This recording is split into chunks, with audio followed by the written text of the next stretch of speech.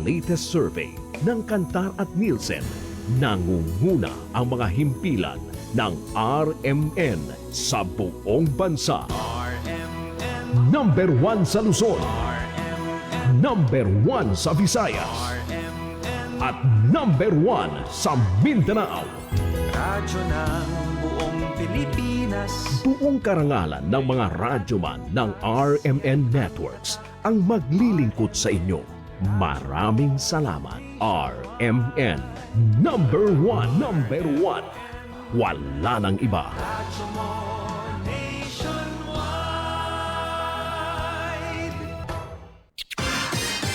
Ito ang DXMY. The Music and News FM station of RMN. Sa Cotabato. 90.9. DXMY. Mga kasama, oras sa buong kapuluan ng punto alas 6 ng umaga. Tatak RMN. Minsan, hindi mo alam kung ano ang pinag-uusapan, kung sino ang nagtatanong, at kung ano ang tanong.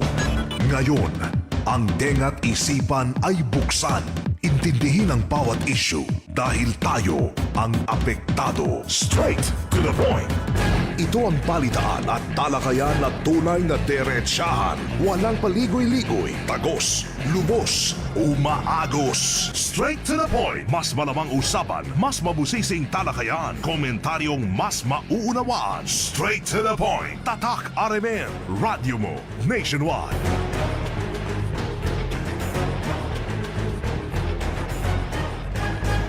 Mga kasama, umaga tayo ngayon ng Lunes, June 8, 2026. Minsan pang sa inyo di pa umaga sa Public Affairs program. Straight to the point. Straight to the point hanggang 7 o'clock na morning. Magkakarinigan ho tayo, kaya tumaasaw kami sana ho'y nasa mabuting kalagayan, na sa maayos na pangangatawan. Ano man po yung ginagawa mga kasama, ano po yung pinagkakabalahan. Welcome sa ating programa. Straight to the point. Tayo live na po napapakinggan dito po sa DXMY 90.9 FM sa Cotabato City, DXMY 90.9 FM sa Cotabato City mga kasama. Straight to the point. Sa Facebook, live na rin tayo sa FB page, DXMY 90.9 Cotabato, DXMY 90.9 Cotabato. Pakilike and pakishare para updated sa mga kaganapan sa loob at labas ng atin hong lokalidad. Straight to the point. Atin hong text line sa mga text concern, nais po ninyo iparating ngayong morning, 0950-032-7332, 0950-032-7332 mga kasama. Update tayo sa kalagayan po ng panahon sa mga sandaling ito sa Cotabato City. Ilang area po nakakaranasan ng bagyang pag-ambon mga kasama ngayong morning. Ayon ho sa Pag-asa, bahagya ang makakaranasan ng maulap na papawirin hanggang sa magiging maulap na papawirin ang malaki pang bahagi po ng bansa, kabilang ho tayo rito po sa Mindanao. Ito po ay sinasamahan po ng mga isolated rain showers at thunderstorm. Dulot po ito ng umiiral na localized thunderstorm. Sabi po ng Pag-asa, posible po yung flash flood o landslide sa mga panahong makakaranasan ng malakas na buhos ng ulan mga kasama. Ang temperatura ngayong araw maglalaro sa 25.6 degrees Celsius hanggang 33.3 degrees Celsius. Sunrise 5:26 kanina, sunset naman 6:24 mamayang gabi. Straight to the point. Straight. Mga kasama sa muli, good morning, good morning, good morning, good morning, good morning, good morning, Radyo Manibs. Good morning, Sir Erwin. Mapiyamapita mga kasama. Assalamualaikum warahmatullahi wabarakatuh. Maambon at malamig na umaga ho ng Lunes. Straight to the point. At sa mga sandaling ito mga kasama sa Cotabato City and sa buong bansa Radyo Manibs, abala na yung bawat isa. Straight. Partikular yung ating po mga kaguruan, mga mag-aaral, estudyante. Straight to the Dahil ngayong araw, back to school. Back to school yung pong mga mag-aaral, si Mama at si Sir, partikular sa mga nasa public schools, mga kasama nationwide. Straight to the point. Kaya't maraming maagang gumising, lalo yung mga kabataan ng Radyo Manebs na for the past 2 months ay late na kong magising. Ngayon napipilitan. Gumising ho ng maaga. Lalo na yung mga eskwelahan na early masyado yung pasok Radyo Manebs. Yung may ilang shifting sa kanilang eskwela. Mas maaga ho silang gumising mga kasama. Yung mga public school sa Cotabato City, marami na rin ang may klase ngayong araw. Kaya nga. And sa Cotabato City, magiging abala Radyo Manebs yung Straight to the point. Division Schools Office. Straight to the point. Maging dito po sa Maguindanao del Norte. Straight. Dahil yung pinakamataas na opisyal ng DepEd National nakatakdang bibisita today mga kasama. Straight to the point.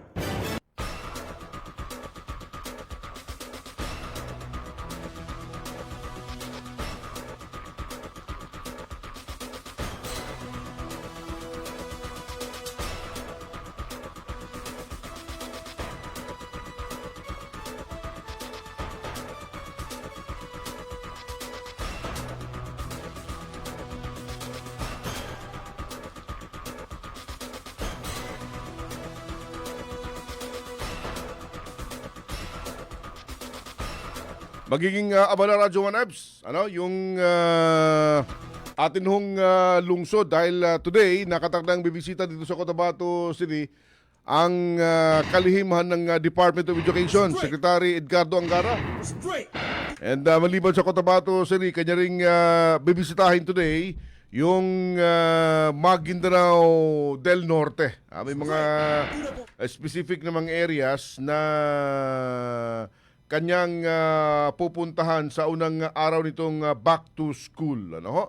Kaya't antabay sa mga update ngayong araw. And mula sa MBHT naman Radyo Manebs, Straight to the point. nais nating alamin kumusta yung kanila pong paghahanda. At ano yung mga inaasahan pa maliban sa pagdalo ng kalihim mga kasama ng edukasyon yung araw dito sa atin sa Bangsamoro Autonomous Region. Straight to the point. Gaano karami kayong inaasang number para sa napapasok this school year 2026-2027 Radyo Manebs? Straight to the point. And ano yung mga nakikita mga challenges ngayon ng departamento ng MHTE or ng Department of Education in general mga kasama? Straight. Antabay ho kayo sa dagdag ng mga information. May mga content maging available na po yung ating magiging bisita for today. Straight to the point. May kinalaman sa mga inaasahang mangyari ngayong araw dito ho sa ating lugar. Straight. Pero sa National Radyo Manebs, Straight to the point. over the weekend, mainit ito mga discussion. Kanya-kanyang may nagkakahamunan pa Kanya-kanyang pananaw na. Saturday, nagkakahamunan. Straight to the point. May sinasabing kakalad ka rin, kukwelyuhan. Straight to the point. Isang senador nagpahayag na kukwelyuhan niya yung mga kapwa senador. Straight. Sinagot naman ng isa pang senador, subukan mong kwelyuhan pero unahin mo ako. Straight. Ibig sabihin sasama siya. Sabi niya, kung kukwelyuhan mo sila, unahin mo ako. Malalaman natin kung nagkakasubukan. Pero kahapon, bumawi itong dalawa kapwa humingi ng mga paumanhin. Paano na yun? Na-damage na. Kapwa humingi ng paumanhin dahil yung kanilang mga tinuran hindi level ng pang-isang senador. Straight. Pangkanto lang. Pili nila, kanto mo rin sila Kaya yun yung dahilan na sumagot yung isang senador na isali na rin siya dahil pangkanto naman din yung words. Yung words na binanggit, Eh, yung asta. Nag-words. Nag-response na rin siya ng pangkanto. Pangkanto rin. Straight to the point. Kaya tuloy, kapwa sila humingi ng mga paumanhin. Yan yung sinasabing the damage has been done.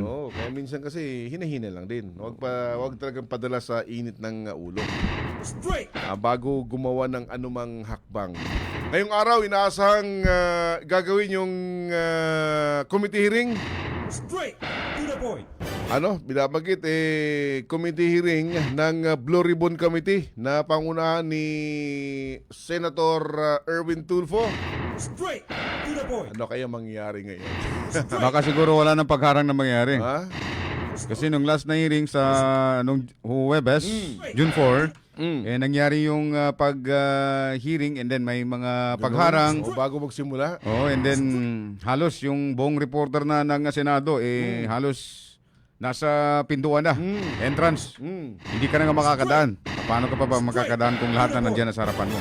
Ngayon kaya, ano kaya mangyayari ngayon? Ngayon naman kasamang Sir Erwin, mayroon silang ginawang advisory, guidelines para sa mga media Ano daw na sabi? cover. Ano sabi? Bawal ang ambush, Uy. interview, Uy. and then hindi pa pwedeng harangan yung daanan, especially sa entrance, para mabilis yung pagpasok. Yun naman dapat eh. Straight. Yun naman ang dapat. Bakit kasi nagkakaroon ng harangan? Straight. Para kasi ipakita sa publiko na yung legit na binabanggit na umano'y Blue Ribbon Committee ngayon, yun yung sinasabing disiplinado, profesionalismo, Aha. at siyempre organisado yung kanilang pagsasagawa ng mga hearing. So yun yung naisipunto pala nun. Yun. Straight. To the point. Ano? Mainit pa rin yung debate. Sino ba yung legit? Sino yung illegit, hindi legitimate? Straight. To the point. Mga kasama.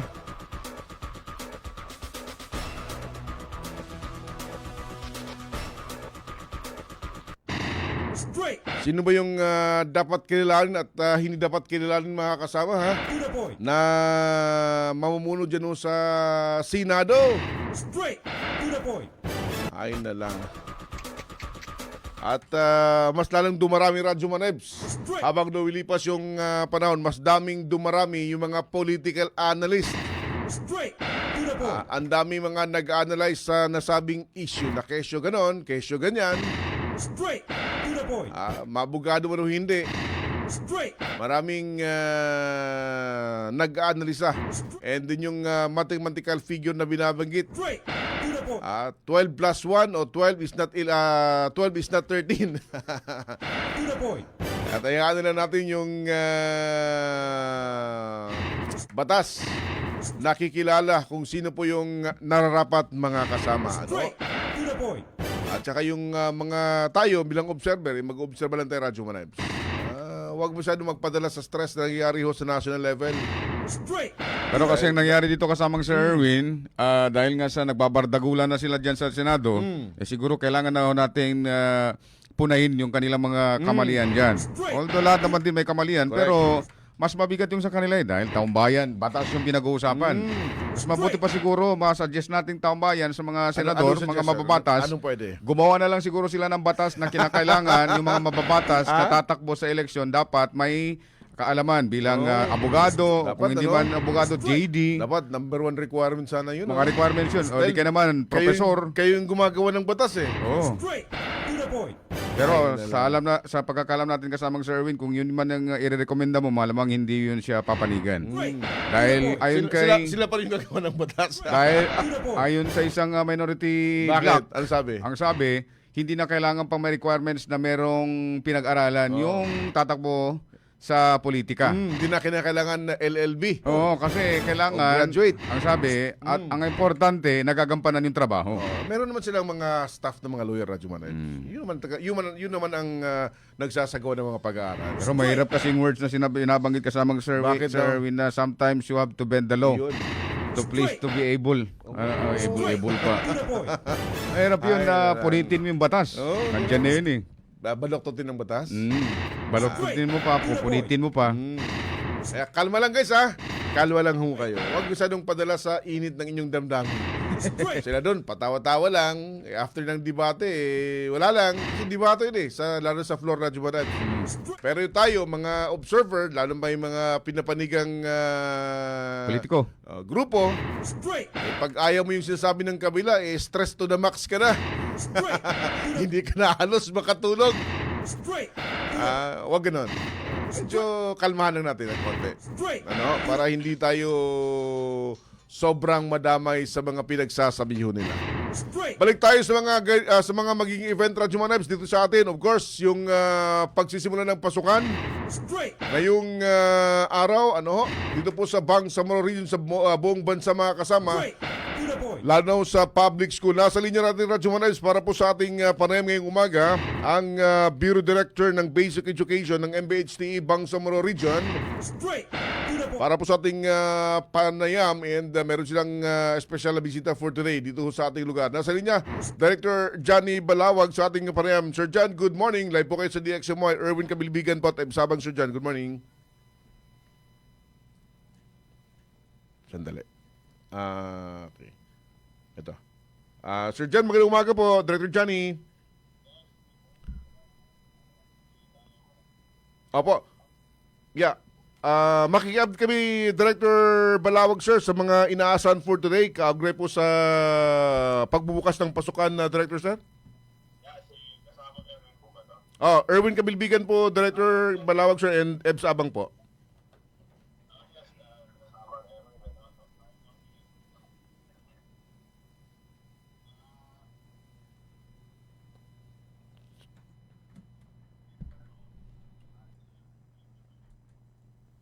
Sandali. Director Jan, sandali lilipat lang mo kami ng linya ha. Medyo mahina yung ating labas sa ere. For a while. Paki-check nga Radyo Manebs. Bakit ayaw pumasok sa Bluetooth natin? Okay, connect mo ko ulit. Ang nasa linya natin ang Bureau Director ng MBHTE for Basic Education. Straight to the point. One more time, Director Johnny Walawag, sir. Good morning sa DXMY po. Sir Erwin Kabilbigan po at Ebs Abang, Director.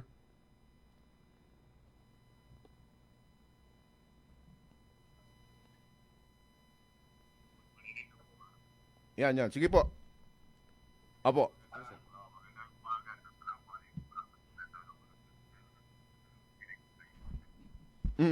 Yeah, Director, sir, makikiupdate kami today yung pagsisimula ng yung school opening for calendar year 2026-2027. Ano po yung ina-expect ng MBHTE? May kinalaman ho rito, Director, sir.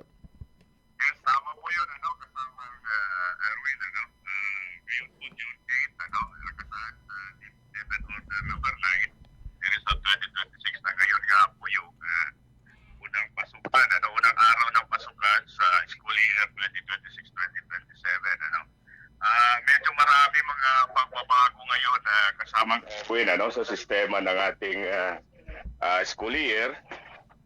Kasama na riyan yung itong pinapatupad sa ngayon na 3-term school calendar na tinatawag kasama, Erwin. Ano po ito? 3-term school calendar, Sir Johnny? Ito po major change doon sa ating nakaugalian sistema ng ating school calendar. Dahil ito po, ang i-adapt dito ay 3 term kasamang Erwin, Ang nakaugalian kasi natin ay 4 grading system, Yung may first grading, second grading, third grading at saka fourth grading. Ngayon ay 3 term na lang, term 1, term 2, term 3, So pareho lang naman yung pagbabago doon, yung 4 ay nagiging 3 na lang kasamang Erwin. So kung dati every buwan may exam, so ngayon ano po yung magiging setup? Bali ngayon ay 3 na lang ang maiiwan kasamang Erwin, So it will start on ngayon nga Monday, June 8, at magtatapos ang school year natin on April 8, 2027. So doon sa bawat term, binubuo ito ng 3 naman kasamang Erwin, Sa first term po natin may tinatawag na opening block, instructional block, end of the term block, Ang ating first term o term 1 kung tawagin kasamang Erwin ay magsisimula ngayon June 8, at magtatapos sa September 15, Pero binubuo ito ng 3 term structure. Yung opening block magsisimula ngayon 5 araw yan, magtatapos sa June 12, pero June 12 kasi holiday. So June 11, magtatapos ang opening block. Ang ating instructional block, for the term 1, ay mag-umpisa sa June 15 at mag-end sa September 1, ano? Mm. Then, end of the term block natin, yung tinatawag na last 10 days, ano? Yung September to pag-uumpisa at magtatapos sa 15. Anong importance nito? Yun yung gusto ko rin ipaliwanag kung ano, kasi baka kulang din ng oras. Opo. Sa mabilis ang papaliwanag, yung opening block, diyan tayo yung mga preliminaries, ano? Series of orientation na magaganap, hindi pa actual na klase yung mangyayari kasamang Erwin, ano? Mm. Sa instructional block naman, yan po ay 59 class days. Wala nang activity na magaganap yan. Puros klase na lang, ano? Actual learning process, ano? Actual contact ng learners and teachers at yun, ano? Sa end of the term block, ano? Diyan po pinahintulutan yung mga activities na gaganapin kasamang Erwin, ano? So, total niyan ay 69 days sa term 1, ano? Ang term 2 natin, magsisimula sa September 16 at magtatapos sa December 18, ano? So, wala nang opening block sa term 2, ano? At saka sa term 3, ano? Dediretso na po sa instructional block, that is September 16 all the way to December 4, ano? Yung instructional block, that is 56 days, uninterrupted yan, ano? Na klase ng mga bata, no? Then, December 7 to 18, 9 ng class days yun. Yun na yung end of the term block naman. Doon naman yung mga activities na nakalaan para sa term 2 kasamang Erwin. So most likely, ang Christmas vacation po natin ay magsisimula sa December 19. So babalik tayo sa 2027. Yun na yung last term, yung term 3. Ano? 67 days yun.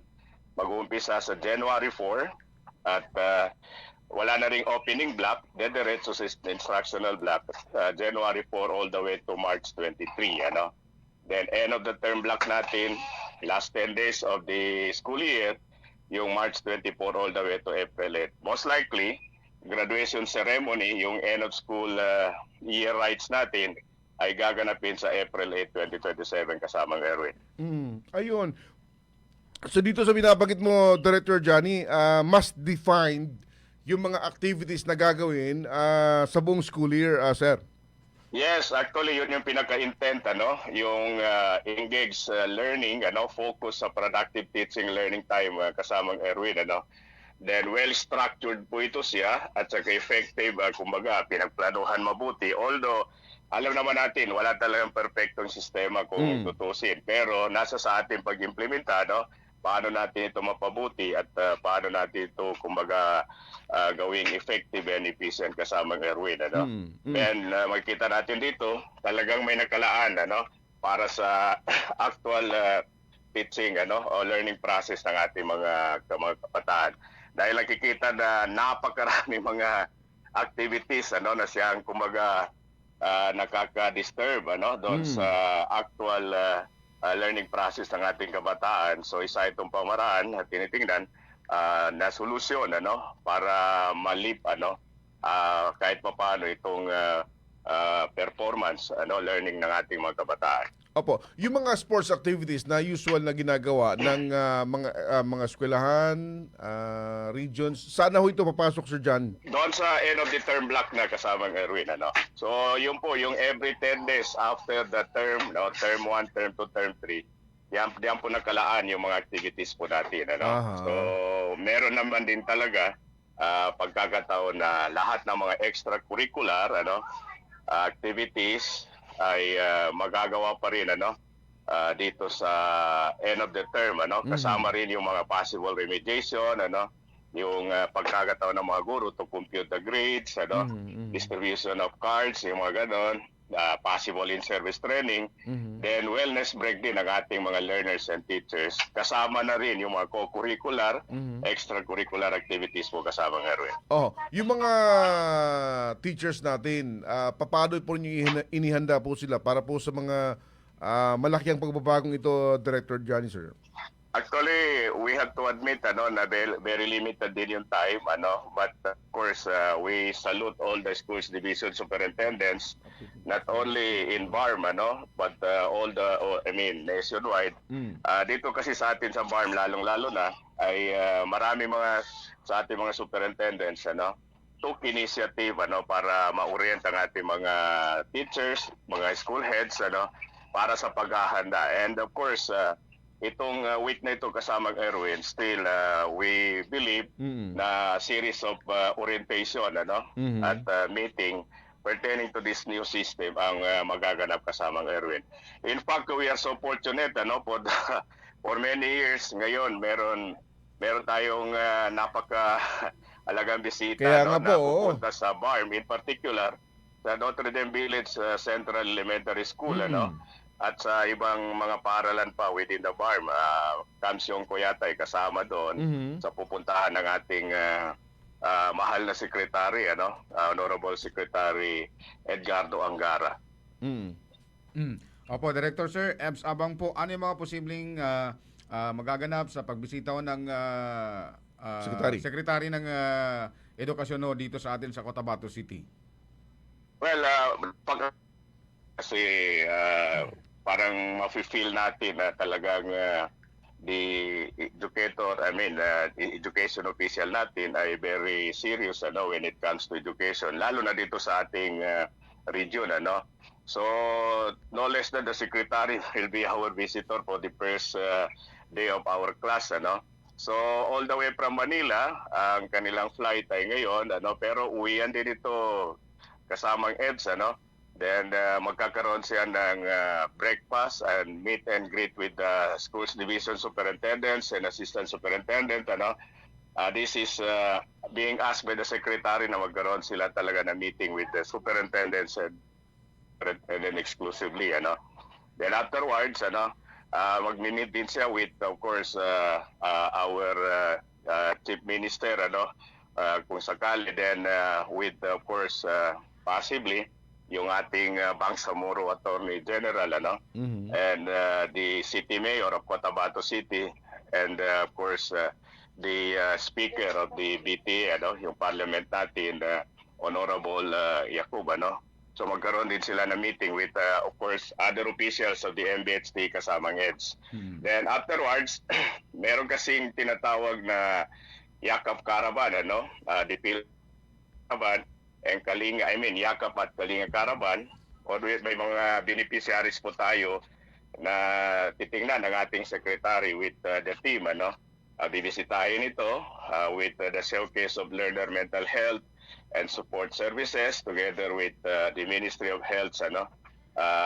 Meron din magaganap na turnover of the laptops, the tablets para doon sa mga learner ng isang programa ng World Bank po natin kasamang EDS. Saan po ito gaganapin, Sir Director? Ito'y gaganapin, 2 venue sa Notre Dame Central Elementary School, and yung isa ay sa Corintham Elementary School, but the secretary hindi na yata kakayanin ng schedule niya to go sa Corintham, dahil nga sa limited time, dahil balikan din yung kanyang pagbisita. Medyo structured nga, yung time limit, medyo stricted. Kaya lahat ng kuan ay naka-schedule na, yung time kasamang Erwin. Then of course, hindi na siya makakapunta sa Corintham, pero dadaan siya sa Kamsyongko High School kasamang Erwin and kasamang X. Ayun. Opo. Isa pa ulit na lamang, Director Balawag, sir, for this school year, gaano karami yung na-expect ko ninyo na mga mag-aaral natin sa Bangsamoro Region, Director? Well, taon na naman na parang nagiging average natin kasamang Erwin ay nasa mahigit kumulang 1 million learners ang naipatala from kinder all the way to senior high school. Kasama na rin diyan yung ating alternative learning system kasamang Erwin. Ayun. Marami-rami. Opo. Finally, ano po yung mensahe na po nyo iparating sa mga magulang nakikinig po ngayon? Director Balawag, sir. Well, tayo'y kumakatok muli sa ating mga magulang. Parati po natin ito sinasabi noon, kasamang Erwin, pero matagal din tayo hindi nagkarinigan. I had to say na muli tayong kumakatok sa ating mga magulang, sa lahat ng mga stakeholders ng ating paaralan, pati na rin ng edukasyon, na muli naman magbubukas ang ating school year na kung saan kailangan naman natin kumbaga hikayatin ang bawat isa na higpitan pa, lalong paigtingin ang ating pagtutulungan dahil patuloy ang ating kumbaga pagtalima na hindi talaga kakayanin ng MBHTE, ng ating mga kaguruhan, ng ating mga principal, superintendent, and other official, mag-isa itong pagtaguyod ng edukasyon ng ating mga kabataan. Higit na kailangan natin yung pagtutulungan kasi alam namin bawat isa, bawat sektor ay may role na gagampanan dahil it will always take a village to re-educate our children kasama Erwin. So we are hoping na patuloy pa rin ang suporta ng ating mga stakeholders, mga magulang at iba pang stakeholders ng ating education, ng ating paaralan, lalong-lalo na ang ating mga local government at iba pang mga non-governmental organization kasamang Ayun. Director Johnny, kayo pinagpapasalamat ng marami sir sa oras, information. We'll keep in touch po sa mga susunod po mga pagkakataon. Alam natin, magiging abala ho kayo for today. Maki-update po kami sa mga magiging development ngayong araw nito, Director. Salamat po. Good morning po sa inyo, sir. Yeah, maraming salamat. Pleasure is ours kasama Erwin na nabigyan ng pagkakataon din na may parating natin sa ating mga magulang and other stakeholders of our education and school na muli naman tayo magbabalik sa eskwela, paaralan kasamang Erwin. And we are hoping, time and again, na magtutulungan tayo para sa magandang kinabukasan ng ating mga anak. And we are also very thankful sa partner natin sa media dahil nagiging tulay ito para magkaroon ng pagkakaunawaan at pagkaintindihan sa mga programang meron tayo, lalo na yung mga sistema. Thank you, kasamang Erwin. Thank you Salamat very po. much. Salamat. Good morning po sa inyo. Lahat ng tanong, straight to the point. Mga kasama, yun po si Director Johnny Balawag, Director 1 ng Bureau of Basic Education ng Ministry of Basic Higher and Technical Education. So yung kanyang binabanggit Radyo Manebs, magkakaroon ngayong school year 2026-2027 simula ng implementasyon ng 3-term school calendar. So hindi na tulad ng dating. Na Iba na. Pero first same lang naman din. grading, second grading, third grading, fourth grading. So ngayon, Straight. 3-term na binabanggit niya. Term 1, simula ngayong araw, magkakaroon ng 5 days opening block Radyo Manebs. Straight. Mga bago ito sa pandinig natin maging sa mga teachers and of course mga estudyante. Then susunod yung instructional simula June 15. Instructional binabanggit instructional block 59 days. Class days yan, actual learning, yung binabanggit undisturbed. Straight. To the point. Then end of term block papasok June 15 Radyo Manebs. Diyan papasok yung mga activities nila sa loob ng 69 days. Straight. Binabanggit mga extracurricular activities at iba pang mga aktibidad ng mga eskwelahan. Straight. Sa term 1, Term 2, September 16, ito yung regular class. Then September 16 pala, ilang araw ito? 4 days binabanggit dito. Then 56 days uninterrupted. Straight. So in focused learning, walang ibang mga activities na gagawin dyan. Hindi aral-aral lang. Kundi pag-aaral lang. And then, December 7 to 18, end of term block. Dito mapapasok yung iba pa mga activities sa Radyo Manebs. Then, term 3, binabagay 67 days. January 4 to March 23, instructional. Ito yung binabanggit, focus. Straight. Walang iba mga activities. And then, last 10 days, end of term block. Sa last 10 days ng pasukan. Straight. Yan yung mga graduation rites. Oo. Yan. Iba't iba mga activities. So, yun yung mga pagbabagong papatupad ngayon. Nationwide yan. And today, mapalad tayo dahil sa first day of school, darating yung kalihim ng Department of Education sa ating lugar. So, Cotabato City, Notre Dame Village Elementary School, Straight. To the yung programa itinakda ngayong Morning Radyo Manebs sa pagbubukas ng pasukan, narito ho siya sa ating lungsod. straight. Si Secretary Edgardo Secretary Angara. Straight. To the point. Okay? And then binabagit susunod mamayang pagkatapos ay magtutungo siya sa bahagi ng, anong eskwelahan to? Camp Shongko? Camp Shongko pala, National High School pala, hindi pala elementary school. Camp Shongko National High School. Yan yung Yakap at Kalinga program. Oo. Karavan. Point. Oo, din yan sa bahagi ng Awang Dato Rinsinsu at Maguindanao. Straight to the point. Okay? So, yan yung mga inaasang mangyayari ngayon sa pagbisita ni Secretary Angara Straight. and opening ng pasukan dito po sa atin sa Bangsamoro Region. Straight. Binabagit ni Director Balawag about 1 1 million. Dami. Pala. Mga learners natin mula Kinder 1. Pero mas kulang pa rin kasamang Sir Erwin kasi kung titingnan natin yung dami ng mga tao pa rin sa Bangsamoro, mahigit 3 million. So sa 1 million na yun, may mga more than siguro 100 Oo. thousands na mga bata na hindi pa rin hindi pa rin makapag-aaral Yes, ngayon. oo. Yung school year 2026-2027. Itong record nila base dun sa mga pumapasok lang, regular pumapasok mula kinder hanggang senior high school at saka yung nag-aaral sa ALS, Alternative Learning System. Straight. About 1 million ayon po sa MBHTE Bangsamoro Region. Straight to the point. Okay? Dahil pa itong mga paksang pag-uusapan, mga kasa, pero inuna natin yung pagsisimula ng pasukan ngayong araw. Straight to the So point. yung mga anak mo, nagsimula maaga nagising ngayon. Oo. Straight. Medyo nabaguhan pa rin sila kasamang Sir Erwin kasi siyempre nakasanayan 2 months. nila gumigising, medyo tanghali na. Late na. Straight to the point. Ngayon, Back to alas 5. pero hindi pa naman din, mas excited pa rin sila. Siyempre. Straight to the point. Sige, importante o dito back to school na. Back to school na. Back to school, back to manage sa pera. Kung 1,000 ang pera, i-manage, may pambaon, may pangbayad ng utang, parcel, Pamasahe. pamasahe. Pwede kasama parcel doon. Siyempre, kailangan talagang parcel Part na talaga ng gastusin araw-araw. Buhay na natin yung parcel na yan. To the point.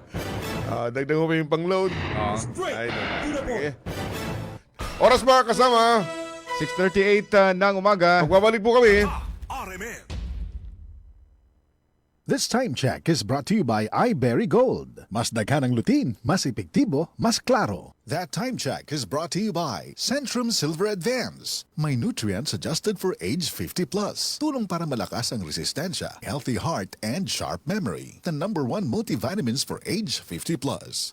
This time check is brought to you by Milo. Drink Milo every day. This time check is brought to you by ang kilala mong Alaxan, extra galing na. Up to 3 times faster versus Alaxan FR. New Alaxan Extra. This time check is brought to you by Nescafe Classic. Mag-Nescafe Classic araw-araw. 100% puro at natural. Pinakamasarap na black coffee. This time check is brought to you by Tang. Himo ang ganado ang pagkaon with Tang.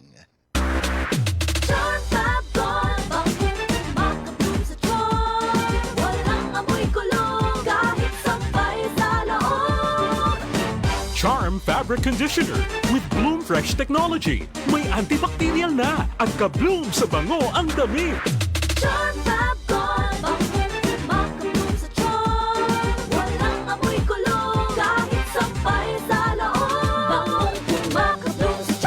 Charm Fabric Conditioner. Manufactured by ACS Manufacturing Corporation. ISO certified. World-class quality. Ako nabugahat ko. Naapod siya kauban nga pamaol, labat sa ulo o hilanat. It's me, your Auntie Melay. Discarding bisdak na ko, ana. Mas paspas, banat sa upat! Faster versus paracetamol in as fast as 30 minutes. Unilab quality yan. Paracetamol caffeine is the generic name of Rexidol Forte. If symptoms persist, consult your doctor.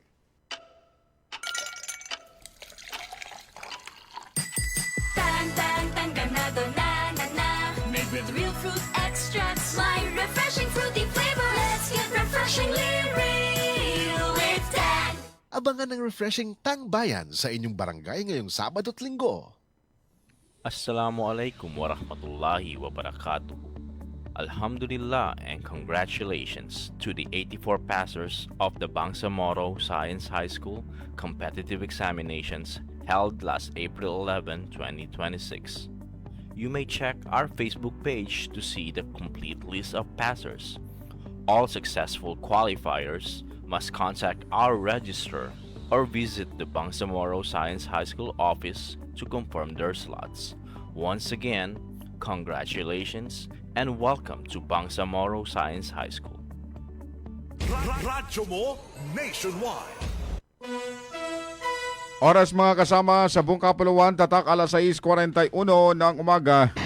Straight to the point. Ito muna mga mommies, narito na ang lampin na Pants Diaper Mega Dry, day or night at kahit tumagal hanggang 12 oras. Hygienic, safe at baby skin friendly dahil 100% cotton.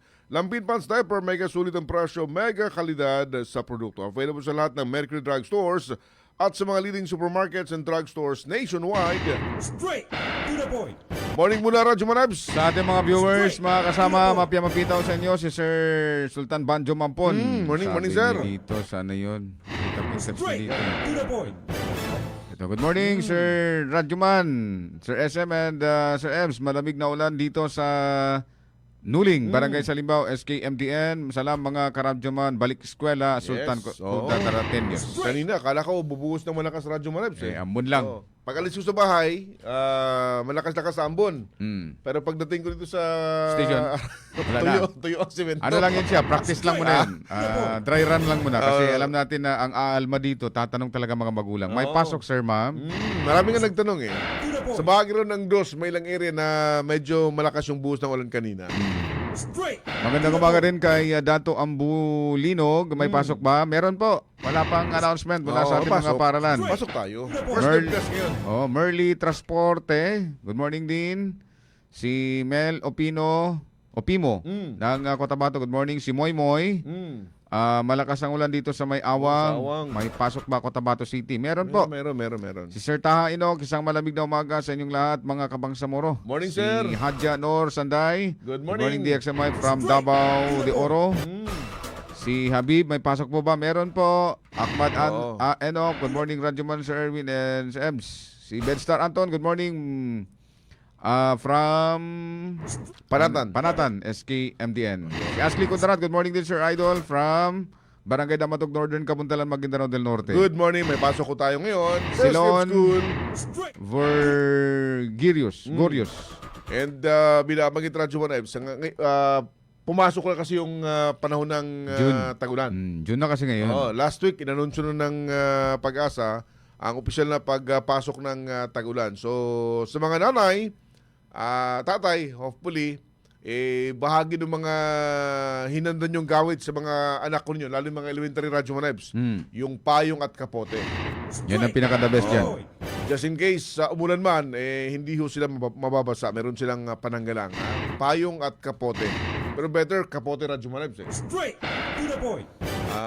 Para kahit na malakas yung ulan, hindi mababasa yung kanilang katawan. Dahil kung payong minsan, may tendency mababasa po sila. Kahit ano man yung estado mo sa buhay, ikaw ay commuter, ikaw ay may motor, ikaw ay may sasakyan, kailangan mo pa rin magdala ng kapote, ng payong dahil pagka ikaw ay lalabas na sa mga sasakyan na yan, basa ka pa rin. Straight to the point.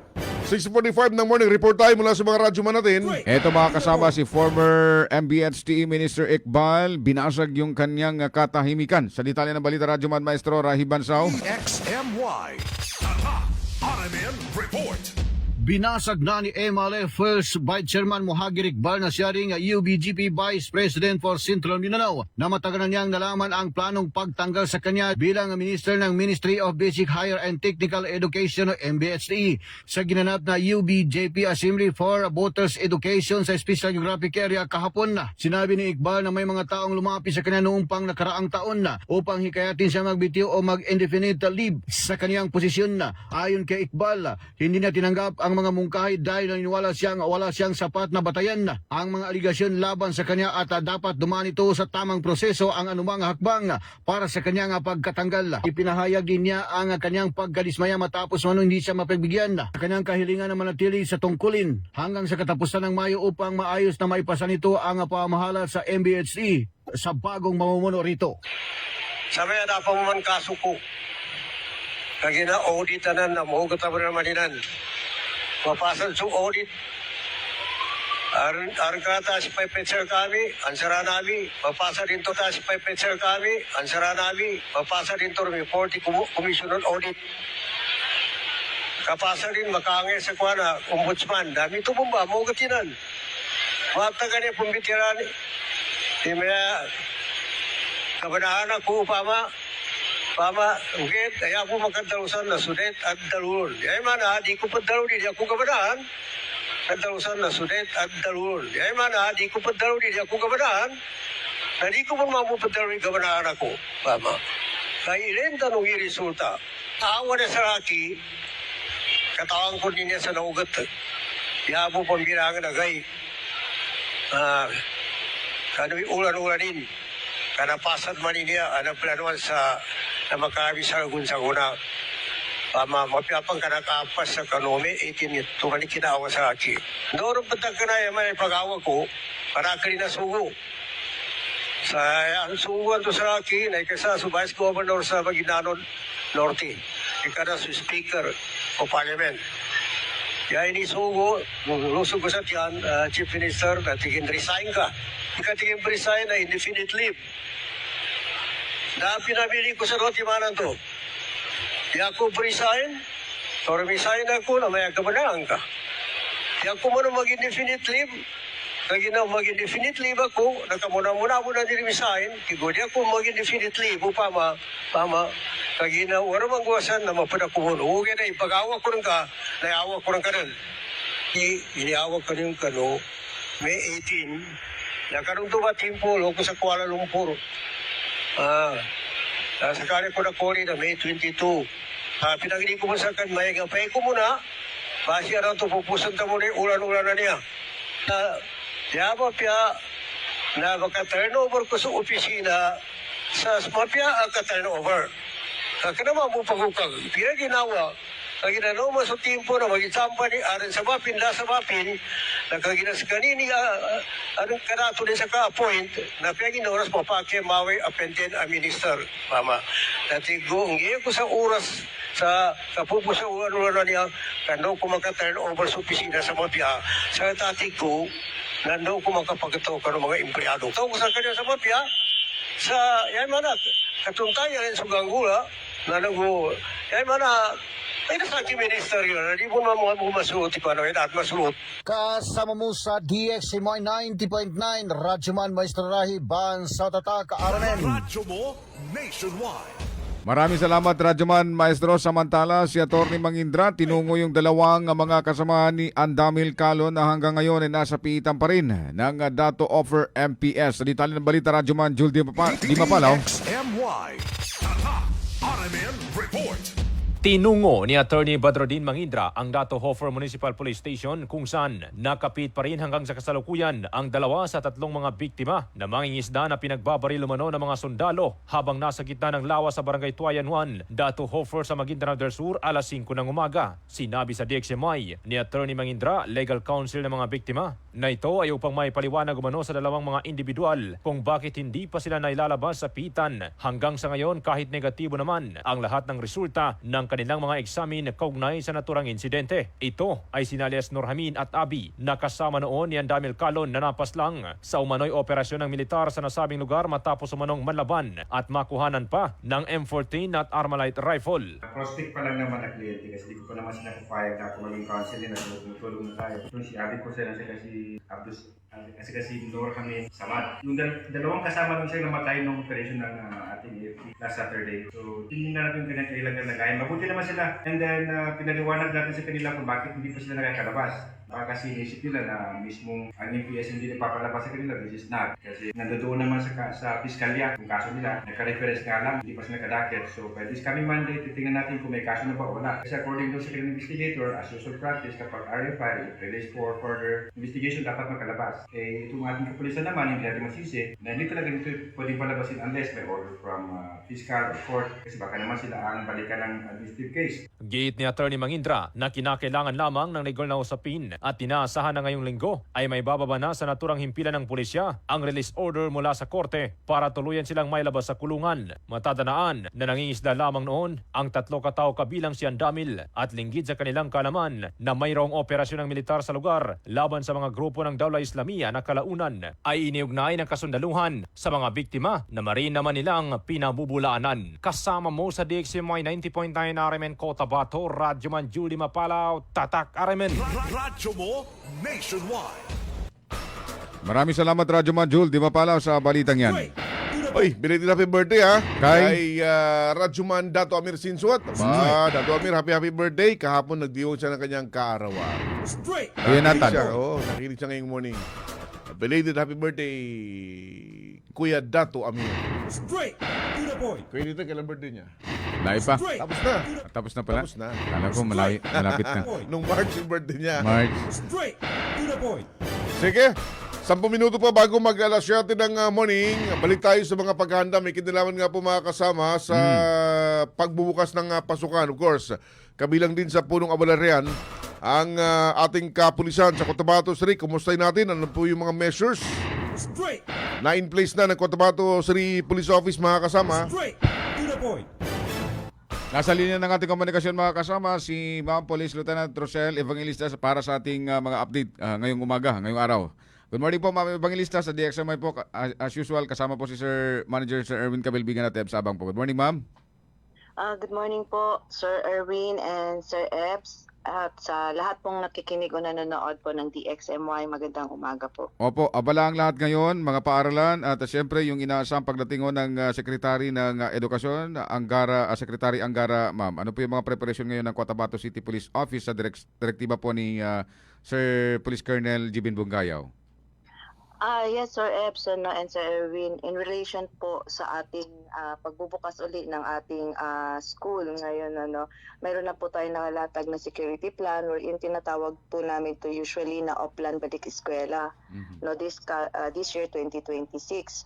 So dito sa ating sinasabing security plan, included na po dyan yung lahat na action taken to be taken by CCP o sa pamumuno po ng aming City Director, Police Colonel Jibin Bungayaw. Magkakaroon po tayo dyan ng deployment, particularly sa mga areas po ng mga school, as well as sa pag-manage po ng ating traffic, lalo na kapag dagsaan na yung pagpapapasok ng mga estudyante, including their parents, as well as yung mga school staff and teachers. And as well as po, magkakaroon po rin tayo ng tinatawag na Police Assistance Desk sa unang araw ng pagpasok ng ating mga estudyante. Nandyan pa rin po yung patrolling natin, nagkakaroon tayo ng visibility and mobile patrolling sa mga vicinity ng ating school, as well as sa pagta-traffic management po natin ng ating TEU, yung kasama po natin dito sa pagbubukas nito, yung ating lokal na pamahalaan in coordination also to ating Public Safety Office as well as yung CPTMC natin para mapapaayos po yung sa unang pagpasok ng ating mga estudyante. And in relation naman po doon sa pagdating ng ating Secretary Education, Juan Edgardo Angara, wherein ito ay mangyayari o magbibisita agaran dito sa Notre Dame Village, doon sa elementary school. So nakalatag na din po from the time na bababa siya sa kanyang eroplano galing po sa Awang at papunta po dito sa Cotabato City. Andiyan na po yung ating tulong-tulong ng mga personnel natin from aviation, papuntang dadaan po siya ng DOS and as well as dito sa city po. So mayroon na po tayo ding na-provide dyan na sweeper if in case darating po ang ating Secretary for Education dito sa Cotabato City, Sir Ebs and Sir Erwin. Opo, may mga possibility ba ma'am na mga area yung dadaanan ng Secretary ng Edukasyon na isasarado mo na? Titingnan lang natin, Sir Erwin, actually yung kanyang naman din yung kanyang wala nasabi sa ating security plan but meron po kasi siyang lead sweeper siya, So wherein ito yung mag-guide sa kanya para magbigay ng daan papunta po from the Awang to Cotabato City, So wala po tayong na magkakaroon ng closure ng mga daanan but mag-a-assist lang tayo from yung kanyang pag-ferry sa kanya from the airport to Cotabato City, specifically sa school na bibisitahin niya. Lieutenant Ma'am, dito ho sa mga eskwelahan, bahagi po ng measures ninyo.